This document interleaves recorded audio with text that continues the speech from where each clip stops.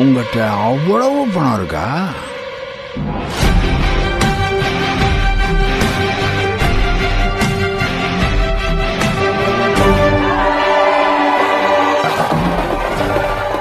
கேக்குதா? சத்தம் கேக்குதா?